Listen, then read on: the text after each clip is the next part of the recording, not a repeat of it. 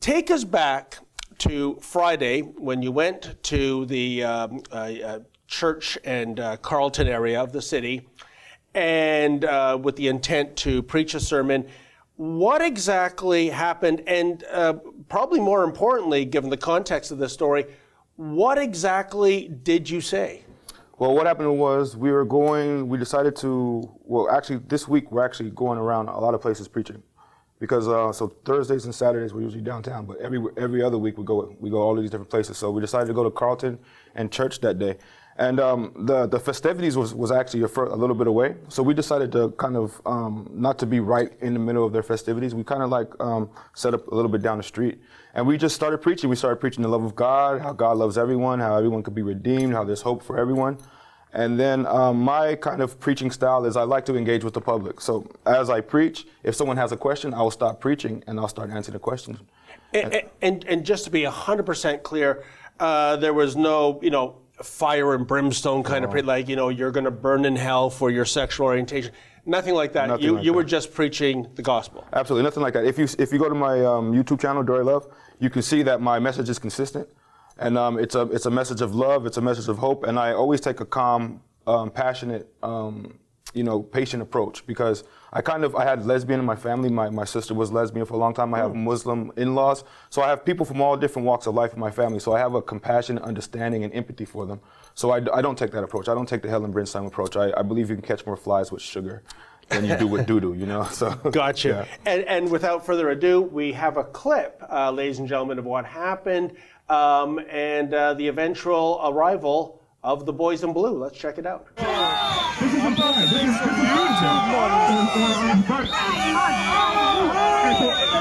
Christians gotta stay home. Christians gotta stay home.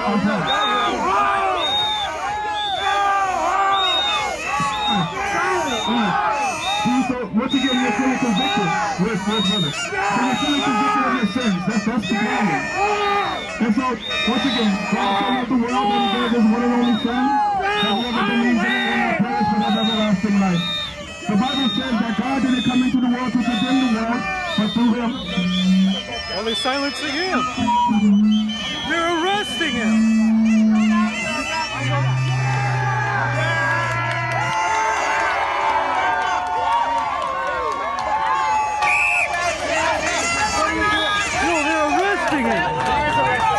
Wow, well, I have to say, Dorre, it reminds me of the climatic scene of Horton Hears a Who. All those people with noisemakers and various musical instruments and what have, obviously trying to drown you out. Yes.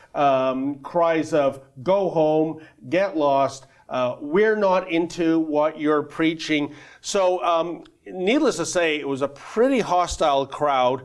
And yet the police came to charge and take you away. Yes, and if you look in the video, the last thing that I'm saying is Jesus didn't come into the world to condemn the world. And at that moment, that's when they grabbed me and put me in handcuffs. And that's funny because, usually people say, don't condemn us, don't judge us.